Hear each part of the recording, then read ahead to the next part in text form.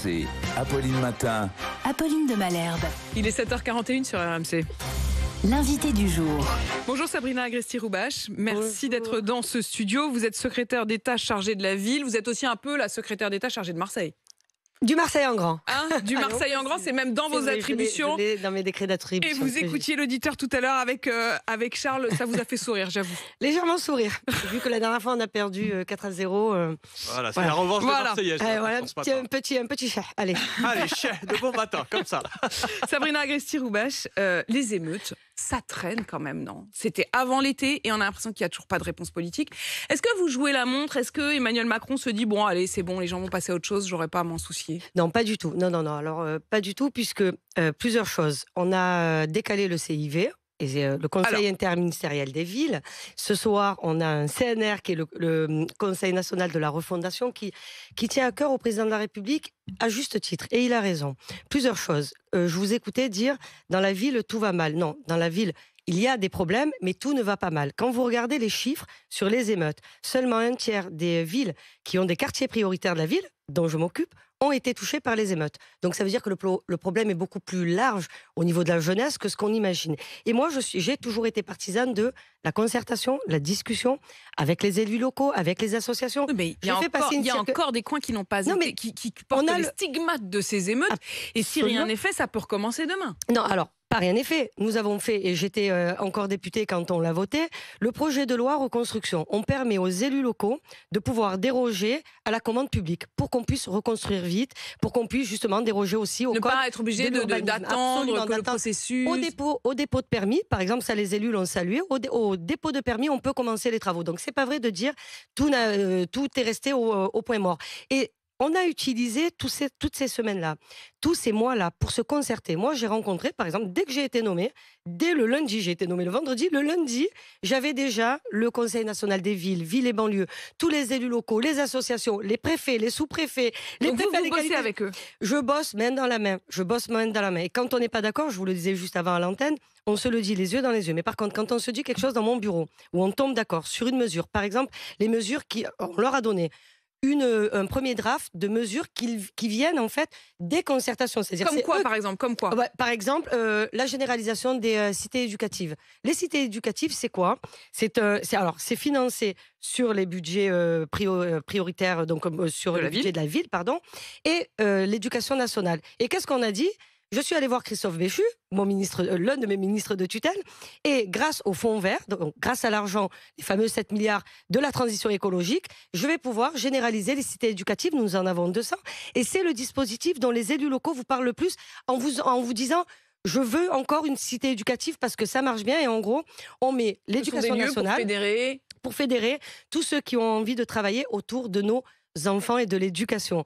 Donc, de l'éducation au sens vous leur dites, nationale. on va faire ça, et derrière, est-ce que vous avez l'impression que vous pouvez travailler main dans la main, y compris avec des maires qui sont parfois d'étiquettes très différentes? Mais complètement différentes. Mais complètement différentes. Je vais citer Gilles Le Proust, le maire d'Allonnes. Je suis allée le voir, donc je le rencontre. Je vais dans sa ville, absolument dans la Sarthe. Donc, je suis allée au Mans, je suis allée à Coulennes.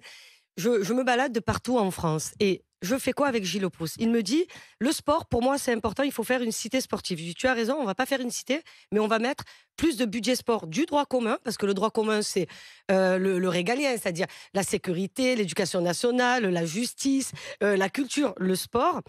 Et je veux que, dans le droit commun, chacun reprenne sa place, et les politiques de la ville ne sont que, en réalité, une politique exceptionnelle pour des territoires exceptionnellement difficiles, c'est-à-dire qui ont des besoins spécifiques. Et on tombe d'accord tous les deux, et il a fait des propositions avec Ville et banlieue, avec le Conseil national des villes. Et la chose que je lis souvent et qui n'est pas vraie, les élus locaux. Hier, je recevais, tenez, notre François Sauvadet, le président des départements de France. On ne se connaissait pas, je savais qui il était. Il vient et on discute. Il me dit, pourquoi est-ce que c'est reporté? Je lui dis, on va utiliser ce temps, monsieur le ministre, parce qu'il a été ministre, vous vous rappelez de la loi Sauvadet. On va utiliser ce temps pour se concerter encore un peu plus. Ce à quoi sert le CNR. Là où vous dites on perd du temps, moi je dis on discute, on gagne du temps. Et donc je précise, en effet, ce soir seront reçus notamment les maires de tous ces lieux qui ont été les plus touchés par les émeutes. L'un d'eux sera d'ailleurs mon invité demain matin à 8h30, le maire de La Île-et-Rose. Sabrina Agresti-Roubache, il y a cette antenne de la fac de Marseille-Aix Colbert qui ferme à cause des dealers. Alors, la fermeture est peut-être suspendue, mais la volonté du patron de la fac et d'une partie des enseignants, c'était de fermer le site, de passer en tout distanciel, parce qu'ils disent ne plus pouvoir assurer la sécurité ni des enseignants ni des étudiants. Alors la réaction est immédiate. Comment c'est possible une chose pareille ? Comment c'est possible ? Alors je reviens. Les dealers, vous savez, un dealer c'est assez basique et assez pragmatique. Il va là où il a la possibilité de vendre sa drogue. Ça c'est le préalable. Point. Sinon, il ne serait pas venu s'installer là. La deuxième chose, un conseil de fac va se tenir à 9h30 et le doyen de la faculté de droit de Colbert l'a provoqué et le président de l'université, donc AMU. Vous savez que notre université, Aix-Marseille Université, la plus grande université francophone du monde, 75 000 étudiants. Moi, je veux bien, mais si elle ferme, justement, c'est d'autant plus la honte. Et non, elle va pas. Vous savez quoi ? Elle ne va pas fermer parce que hier, quand Éric Berton, le président de l'université, m'a appelé tout de suite. J'ai été au courant dans la minute. Gérald Darmanin a évidemment réagi tout de suite. Et il a fait quoi ? Il a demandé à la préfète de police d'installer de manière pérenne des forces de police. Donc, la fac ne fermera pas. Parce que la réponse de la police... Et je vous rappelle juste une chose. En préambule, vous l'avez dit dans vos annonces. Je vous rappelle juste un chiffre.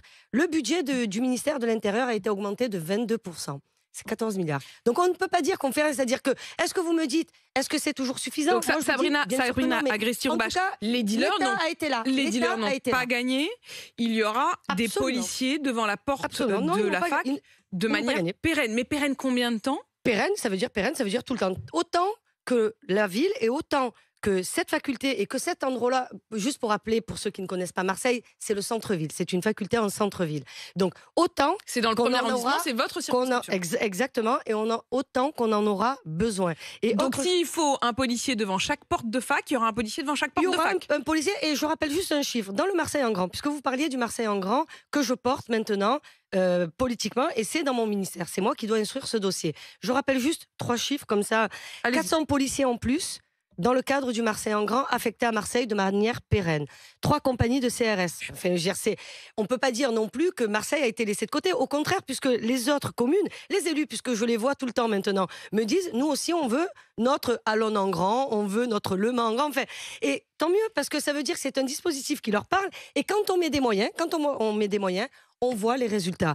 400 policiers en plus à Marseille, ça permet le pilonnage. 70 points de deal complètement Sabrina Agresti-Roubache, il y a cette fac qui, pour l'instant, semble-t-il, d'après ce que vous nous dites ce matin, ne fermera donc pas puisque vous mettrez des policiers partout. Puisque la réponse de l'État est là. Et puis, alors ça n'a strictement rien à voir, mais on se rend compte qu'en effet, il y a quand même des sites qui ferment. Il y a des sites qui ferment, eux, à cause des punaises de lit.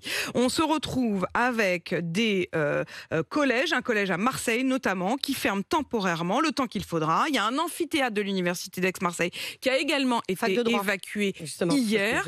Est-ce qu'il faut une solution plus large ? Est-ce qu'il faut carrément faire une forme de nettoyage de printemps comme Clément Beaune l'a annoncé pour les transports dans les facs et dans ces lieux-là ? Vous savez, ce sont des nuisibles et je sais pour l'avoir lu et vu, moi j'ai beaucoup de gens qui m'interpellent, c'est catastrophique pour ceux qui le vivent. Donc moi, ce que je crois, là, c'est plus qu'un grand nettoyage de printemps qu'il faut faire. Là, faut tout nettoyer, quitte à fermer, à repartir à zéro, parce que de toute manière, contre ces nuisibles, là, pour le coup, la guerre est vraiment déclarée, mais ce que vous voulez dire, c'est qu'un policier devant chaque porte ne marchera pas. Mais comment on va faire ? On ne peut pas non plus reprocher à l'État, ce que je veux dire.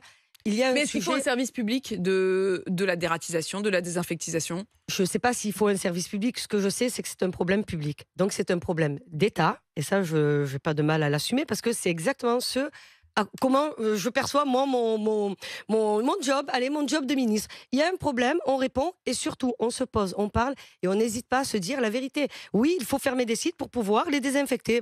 C'est juste le degré, vous voyez, le plus basique du nettoyage. Et il ne faut pas oublier que ça va, on connaît, on sait traiter ce genre de choses. Ça arrive, vous le voyez bien, le réchauffement climatique. Justement, c'est pour ça que je suis moi aussi très attachée à ce sujet de la transition écologique, parce que tout ça est lié, très largement lié. Donc, répondre quand on en a besoin, c'est notre travail. Et puis, Clément Beaune a bien fait de l'annoncer. Sabrina Agresti-Roubache, donc secrétaire d'État chargée de la ville et qui porte aussi donc ce Marseille en grand. Merci d'être passé par le studio d'RMC et d'avoir répondu à mes questions. Il est 7h50.